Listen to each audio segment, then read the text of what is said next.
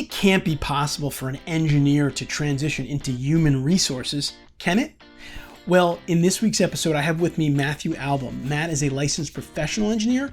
He's also a regional human resources manager at Dewberry, and he's going to talk about how he recognized that he did want to do something other than civil engineering, and he wanted to get into HR. And he talks about the transition, and he talks in general about how to make a transition in one's engineering career.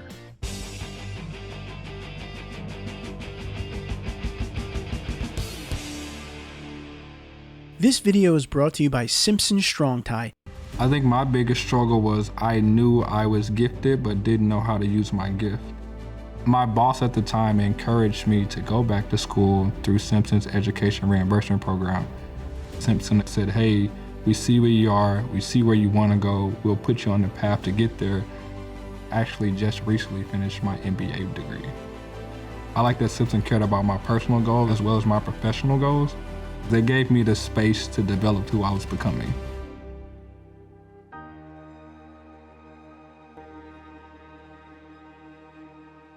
All right, now I'd like to welcome our guest on to the show today. Matthew Alboum is a licensed professional engineer. He's also a regional human resources manager at Dewberry. You don't often hear those two things together. Matt, welcome to the Civil Engineering Podcast. Thanks for having me. I'm excited to be here.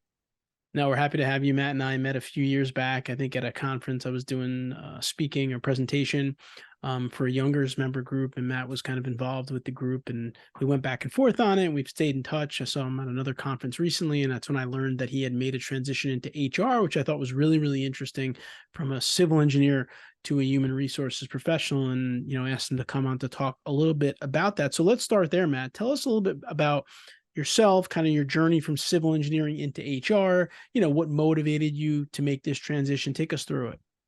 Sure. So yeah, I went to school for engineering. I always had that kind of interest in solving problems. So when I graduated and I started working, it became pretty evident to me that I liked what I was doing, but I needed to engage with people more. So I was trying to find ways to do that. And throughout my kind of early journey as I was evolving as an engineer, I was always looking for opportunities to get more involved with people, whether that be through mentorship programs or ACEC or different professional societies. And for a while, that seemed to be kind of working. And at a certain point, I realized that in order for me to really kind of continue on that journey, I wanted to get more involved in management. So I actually went back to school and I got an engineering management degree, and that helped me elevate a little bit more into a management role.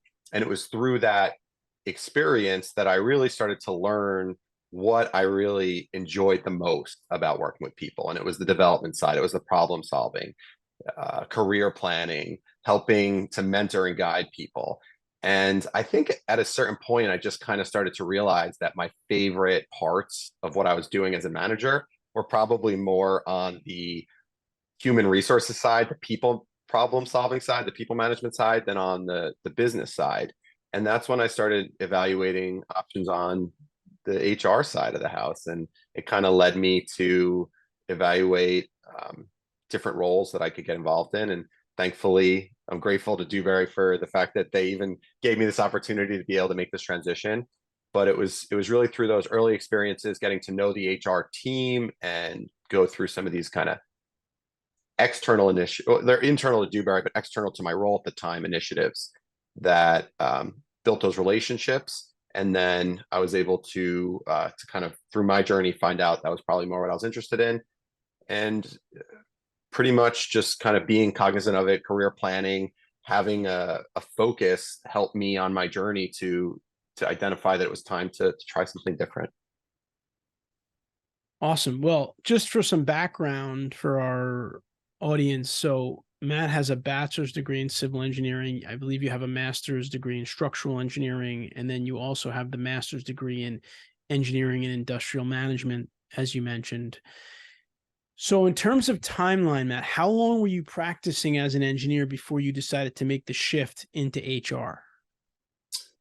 So yeah, I obviously got my bachelor's degree, and I went right into my master's. So I did that for about a year, and I went to practice.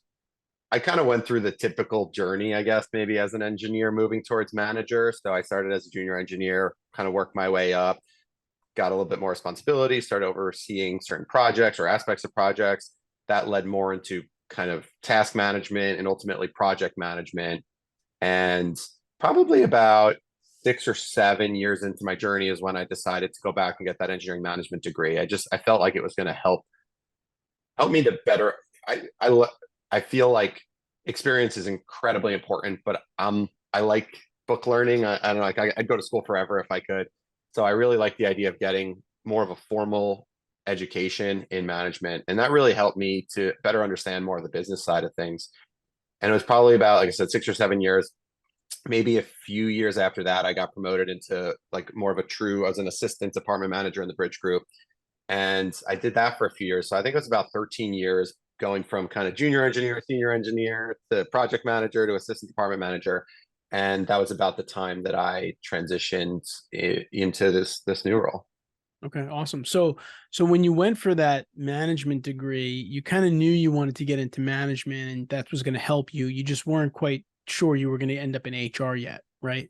Right, right. Okay. I knew, like I like to say, I knew I wasn't a typical engineer for sure. The things that motivated me the most probably weren't the same things that motivate. I mean, I don't know if there's any typical engineer, maybe that's the wrong way to put it, but motivate did a lot of my peers and a lot of the people that I was watching move up in the organization. They were driven by different things. And I kind of saw that as an advantage to me in the sense that, being a little different in that case, I thought gave me a unique opportunity to lean into the stuff that I enjoyed and that I thought I was pretty good at. And like I said, it wasn't like an overnight thing. It was really this long kind of evolving process through each step where the opportunities that I would engage in just kind of helped me to better understand myself and better understand what I was interested in and ultimately get me to this point.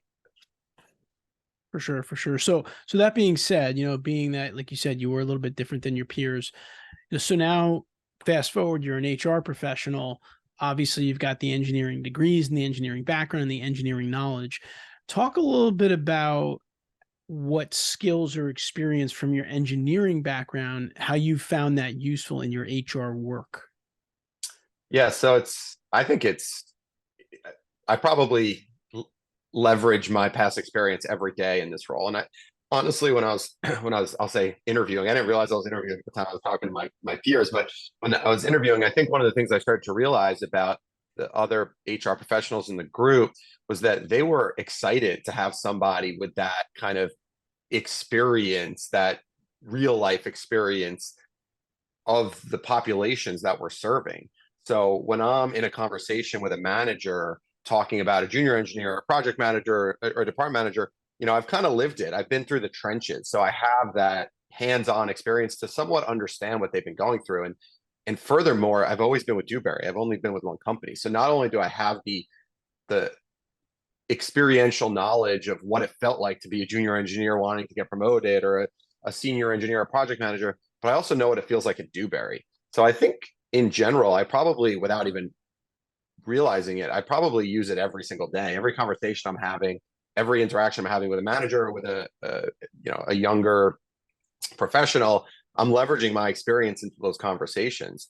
And one of the things I think that was challenging for me was kind of understanding that that's a different type of maybe experience or a different type of skill that I bring into the role. And my boss, my manager, I guess the head of HR, he's an engineer also. So he was really instrumental in helping me in this journey to help kind of realize that just because I don't have 13 years of HR experience, I have a different type of experience that I bring to the role that is also valuable. And I don't know that I could have gone through this journey without his help in understanding that, because it's a hard thing to go from being, and maybe an expert is a good word. I was at the point in my career where I had a lot of knowledge, I had a lot of experience, I felt comfortable making decisions, I felt comfortable directing and doing things, and then I kind of transitioned, and I felt like I was almost like an entry level professional again. And now all of a sudden I'm like questioning everything, like, should I do this, should I do that? And Dave, who I'm talking about, he really helped me to realize, like, that experience use it, lean into it. Don't be afraid of it. It's why we think you're a good fit for this role. That's awesome. Yeah. And I think that in any walk of life, in any job you do, I think the more you can connect or put yourself in the shoes of the people you're working with, it's just a better experience for all people involved. And so your ability to do that obviously is kind of unrivaled in this role, because like you said, you've been in their shoes, you've been at Dewberry in their shoes. So it's easy for you, like you said, to probably think about that and lean on that without even really thinking about it. It's like kind of second nature for you, because that's kind of what your career was. So I'm sure I can see why your team members in HR would be really happy to have someone that can do that. Similar things happened to me at EMI, like when a company might hire us to do some project management training or learning and development programs. They love the fact that, their learning and development team may not have an engineer on it, so they might help us with the program. But the fact that someone like myself or our instructors, who are usually licensed professional engineers, are giving the program, they see that as a big benefit in terms of relating to the people that are going through the program. And so I think it really is a big benefit in one's career. So that being said, when you go through a transition like this in your career, where you're going really from one distinct profession, if you will, to another, there's obviously going to be challenges that you run into along the way. So talk about some of the maybe challenges that you faced in this transition and how you were able to kind of work through them. Sure. So, I mean, I think the biggest challenge was more of a personal challenge to convince myself that I wasn't giving up what I had previously done, that I was just leveraging that into a new journey, a new experience. So that was hard at first to realize, like, you went to school, you got this, you got your PE, you studied, you worked. Are you really going to try something new? And again, it really came down to this mindset. I'm not trying something new. I'm still working with engineers. I'm still in the company, and I'm just leveraging that knowledge and experience in a different way. The other challenging, I'll say more kind of tactical side, is that I stayed within the same company, which was great. And I'm very grateful for the opportunity. But it's, when you go somewhere else, it's like 2 weeks and you're done. Everyone's like, get everything they need from you. And then, we're going to take it over. Because I was still there, the transition was, and in some ways still is, a very long one, because I'm still involved with certain projects and this and that. So like, it wasn't like overnight I just went from being a project manager and a department manager to or assistant department manager to HR manager. So some of the roles and responsibilities were easy to transition. Other ones, they were just so intertwined and complicated that, like, I'm still involved, and I don't mind it, honestly. I like being somewhat connected back to the engineering in a way.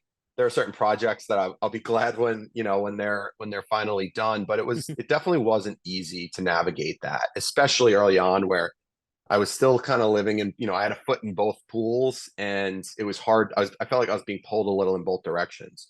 Now, obviously now it's not like that. I just have a few minor projects that I would say consult on more than anything else, just kind of guide some of the younger or now up and coming staff that are taking over those responsibilities for me, which is great. And that was another mindset shift that I needed to realize, that by doing this, it was really hard for me to tell a lot of people, especially some of the younger staff, my mentor, as well as some of the people that I was mentoring, that,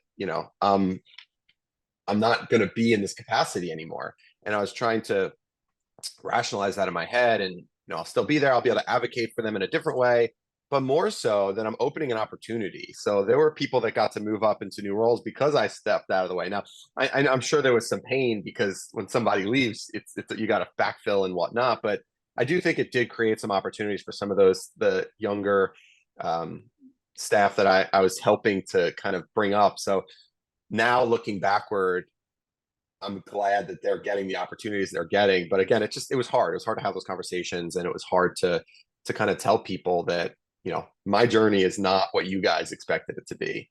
And I think that's one of the things about career planning in general, is trying to get the individual, in this case myself, to understand that it's my career, it's my journey. It's not my bosses, it's not my spouses, it's not my parents.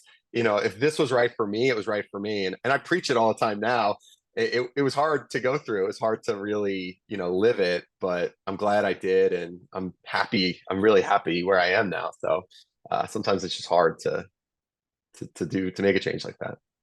Yeah, for sure. I think going back to something that Matt said that's really important is, a lot of times when you do something like that, your biggest challenge to overcome is yourself, quite frankly, right? Like these limiting beliefs you might have, the doubts you might have. Like you said, am I giving up everything? I got these degrees, I've got the license, or, I did all this work, but I think at the end of the day, you have to just realize, especially in Matt's situation, the same for me, is that I'm still going to use all that knowledge. I'm still going to be in the industry. I may not just be physically doing engineering anymore, but because I have that knowledge, I'm going to be able to help people potentially in other ways. So I think if you're a civil engineer listening and you want to maybe stay in the industry, but you want to do something maybe completely different, you're not really going to be like, leaving those skill sets, experience, and knowledge behind. You're just kind of going to be leveraging them, I would say, in a different way to achieve a different result than if you're doing projects, basically.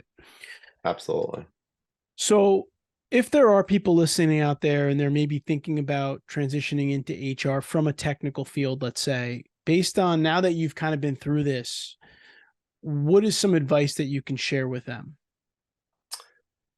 That's a good question. I would say look for opportunities to engage in the types of ideas or concepts or whatnot that you're interested in, right? So for instance, it wasn't like one day I said I want to be in HR. It was these distinct opportunities that I raised my hand for. In some cases, I kind of created that allowed me to understand that I really enjoy this type of work. So, for instance, a few that come to mind, like I said, mentorship. So, throughout my journey at Dewberry, I was very active in first building and helping to build and launch kind of like a local mentorship program, boots on the ground in my office. And then when the opportunity came up to kind of leverage that to a higher level, I got involved at a strategic level for the company. And again, this was all before I was in HR. So it's just my interest in mentorship. And through that, I got to work with the HR team and get to know everybody and start to feel like this feels good. This is something I'm interested in. Similarly, with like knowledge management and capture and career planning things, I would kind of raise my hand or get involved, and I'll call them extracurriculars because I think everyone knows like there's your 40-hour engineering job, and then there's all the other stuff that you want to do, whether it's professional studies, this and that. And those were the type of things I would engage in. And it started to feel right. It started to just feel like a good natural fit. So I guess what I'm trying to say is like, I don't know that anyone should just quit engineering and dive into HR overnight. I think you need to dip a toe in the pool and slowly wade your way in and start to say like, is this working? Is my perception reality here? And in my case, it took a while, but I started to realize, yes, it is. This is what I want to do. This is really interesting. This is ultimately where I want to see myself going. But I think if I would have just 5 years in quit engineering and jumped in HR, I probably would have drowned. I would have dived in the deep end and been like, "Oh my goodness, this is overwhelming. I'm going to go back to being an engineer." So I think it was that slow wading in that really helped me to come to this realization. No, it's a good advice, right? Like it's not something that's going to be sudden or drastic and probably shouldn't be, quite frankly. And in fact, if there's a way for you to try something in your career always, without committing 100% to it, it's always a good approach if your company will allow you that. And I think a lot of companies might be open to it. I think what I found in our industry right now is companies are interested in keeping, good people in their company, Absolutely. right? So if you might want to do something a little bit different, they may, flex with you, let you try it a little bit, a couple days a week, or, a couple hours a week here and there. And that'll give you the opportunity to feel it out, let them see how you do with it. And kind of, it could be a really good way to try something out. But I think also kind of going back to what Matt has said a few times now is it's really about like learning about what you enjoy doing most. Like Matt identified people tasks, working with people, those types of things, and felt that ultimately the HR capacity was what was going to allow him to do those things that he liked the most, essentially. So I think it doesn't even have to be something that happens like it could be something that could take years to happen. Like as you're growing as an engineer, you're just seeing like what I like. I like this. I like that project a lot. I liked working with those people, whatever the case may be. And you're just kind of building up a portfolio of kind of things you like to do. So as you grow in your career, you could select positions even within your own firm that line up the most with those types of things. I think it's really like just keeping track of those things, really, Right.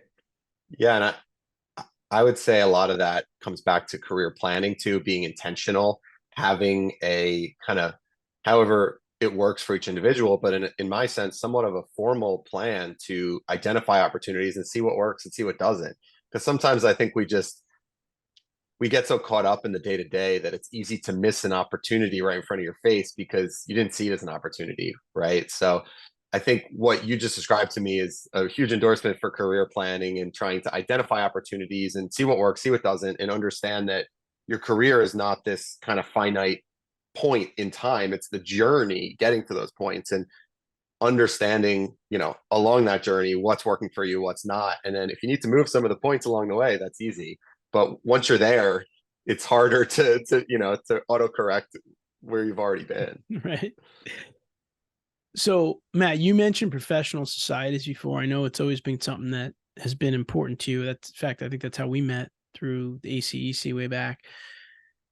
So, talk about professional societies in terms of your career, specifically also around like your transition. Like, have you changed the societies you're involved in now that you're more in HR? Just talk about how they've impacted you in your career, especially through everything you've been through.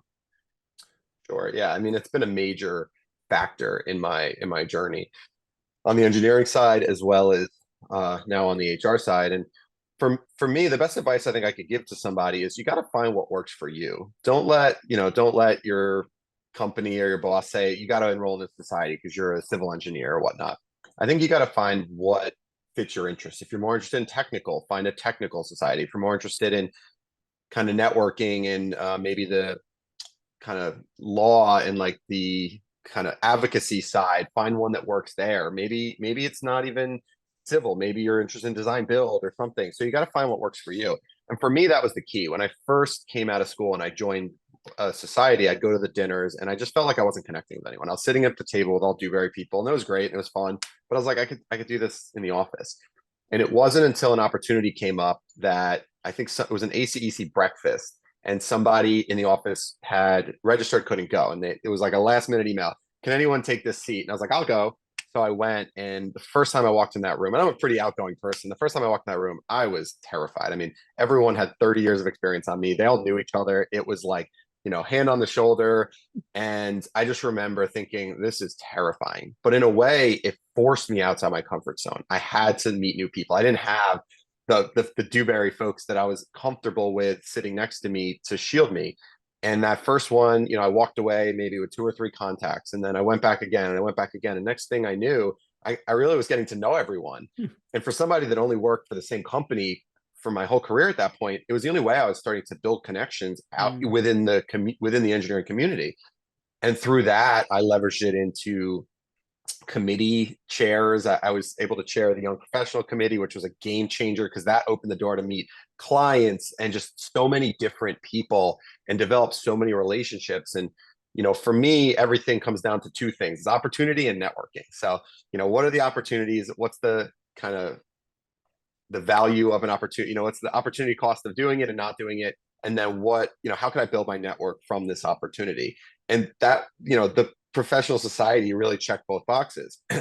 So one of the ways I'm still involved, I'm still very involved in ACEC, but now it's just from a different front. So now I sit on an HR committee for ACEC New York, and I'm trying to get more of that into New Jersey, my home state in New Jersey as well. So hopefully more to come on that. But it's been so instrumental to my career and to developing the relationships and the opportunities that I've gotten, that I think everybody should at least give it a shot, at least try it, go and not just one, maybe 3 shots, go a few times and give it the old college try, I guess, before you just say it's not for me. Yeah. And one thing that I'll say, and Matt hit on it, and I've been told this by many, many people, and I'll say it again. I probably said it 50 times on the podcast. It's not about just joining a professional society. Once you can get active on a committee, from what I've been told from people, that's when the real kind of magic starts to happen, if you will, because then you're engaged in something, you have a mission with other people that you don't know, and you're working with them, you're building those relationships. You probably will get the opportunity to maybe speak in front of people, which could be helpful in your career. So, joining a professional society, whichever one you choose, to Matt's point, is going to be valuable, but it's going to be even more valuable the more you can be actively engaged and involved in it. So that would kind of be, and I think, Matt, from all your experiences, it sounds like that would be true as well. Yeah, I think you get out what you put in, right? So if you just go to a dinner once a month and you sit there, you're not going to get much out. It's when you start engaging, like you said, that's when you really start to see the value, the the benefit from your investment. So I Yeah, couldn't agree more. exactly. So we're both civil engineers that don't do civil engineering anymore. I'm doing training and podcasting. You're involved heavily in HR. I know for me, sometimes I feel like I could open up AutoCAD and do some grading and drainage and stormwater.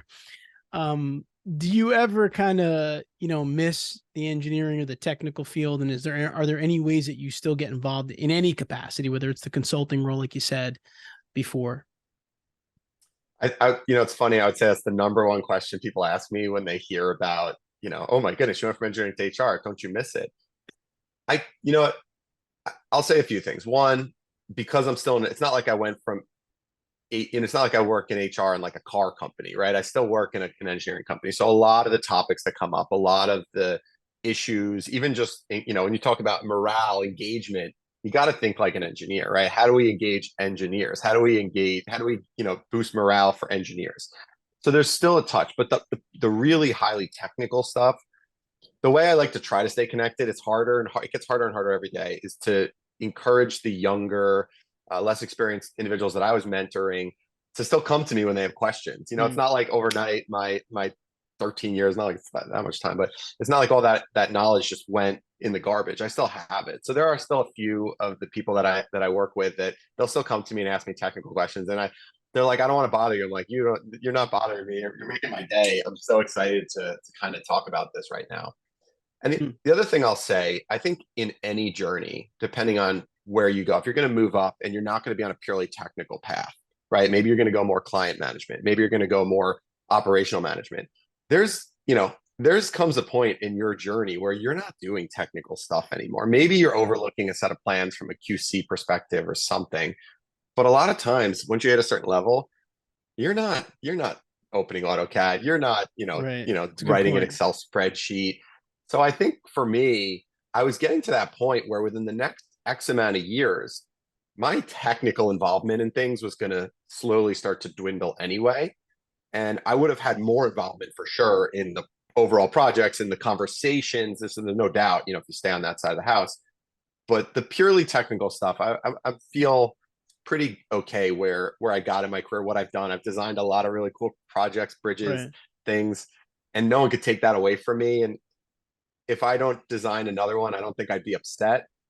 What the future brings for me in terms of like, do I do this for a few years and see where things go? Do I get more back involved in the like operational side of engineering? I don't know. Right now, I'm really enjoying this. I love what I'm learning. I Right. love where it's taking me, but I don't know that I'll ever go back to the purely technical side, and I don't know that I'll really miss it. Yeah, no, I mean, I hear you 100%. And I think you make a really good point in that most engineers are not going to be doing technical work. A majority of them are not going to be doing technical work when they get to a certain that fork in the road, if you will, that everyone talks about, where you kind of go into management. So really for you were probably pretty much there anyway. And you have the ability to still do some mentoring and things of that nature, as you said, which can still kind of keep you plugged into it, which I think is great. And the same for me. I feel like I'm around civil engineers a lot and we do work with them. So that's very beneficial. And it's a really good way to look at it. So last question I have in this segment before we dive into our hot seat segment. Any last pieces of advice that you have on transitioning, and it doesn't have to be from engineering to HR, but just generally speaking, if someone's making a transition in their career from your whole experience, what last piece of advice can you share on the whole idea of transitioning?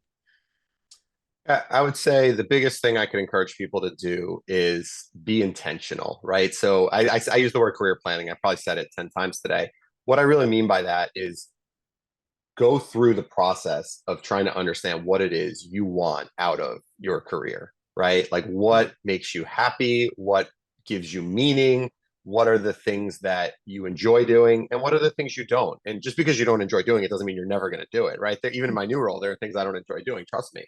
But you need to make sure that at the end of the day, at the end of the week, at the end of the year, that you feel like you're making a difference, that you're making an impact, or that you're enjoying what you're doing. You're smiling more than you're frowning. You want to go to work more than you don't want to go to work. And the process of planning, of career planning, of going through a SWOT analysis, of identifying opportunities, of setting actionable things for yourself is the only way you're going to see change. And, I'm talking about personal career planning, but that's true with anything. You're right. We're talking to the Sure. guru in project management here. You're not going to be able to manage a project effectively if you don't plan.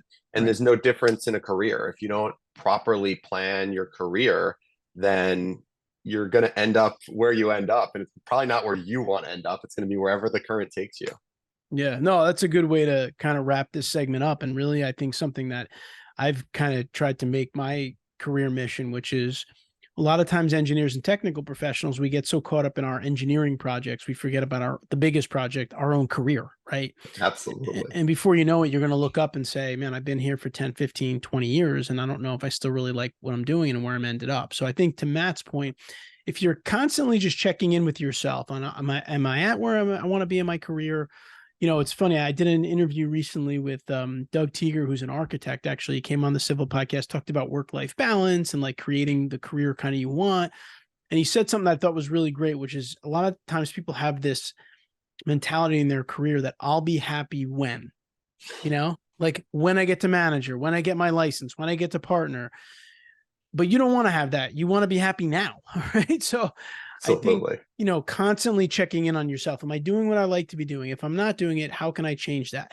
The change may not happen overnight, like Matt said a bunch of times today, but the change can't happen at all unless you're starting to move in the right direction. So that's a good place for us to wrap up this segment, because we're going to come back in just a minute with Matt, and we're going to put him on the civil engineering career hot seat and just rattle him with a couple of last career pathing relating questions. We'll be right back.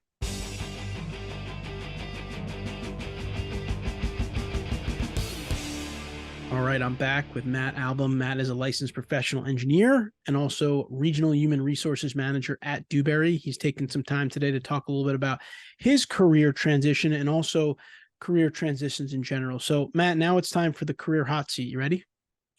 I think so. All right. First question. Do you have any specific rituals that you practice every day, whether it's a morning routine or a lunchtime routine, or just something that you do consistently on a daily basis that has contributed to your success? Ooh, that's a good one. I guess I would say there's probably two things. The first thing I do before I start my day, I like to check my schedule in the morning. It really impacts what mindset I'm going to be in. So, like, what type of meetings do I need to wear a tie?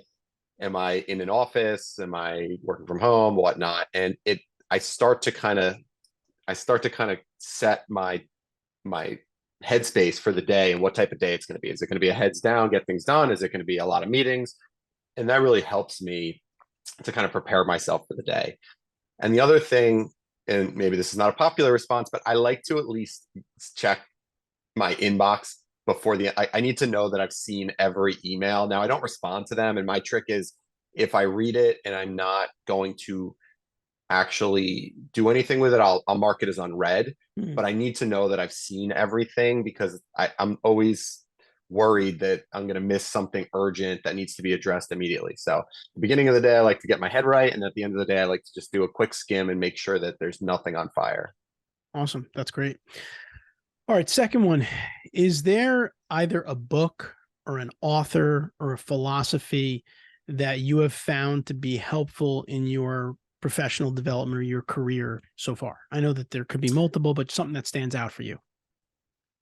Yeah, so I guess philosophy wise, I kind of live my life by this idea that if it was easy, everyone would do it, meaning that, like, the best things in life are going to be hard and they're going to be challenging. And you got to be kind of ready to, I hate to say suffered, but to be uncomfortable. I run and bike, and, really in all of those things, you need to be willing to suffer a little bit to see gains.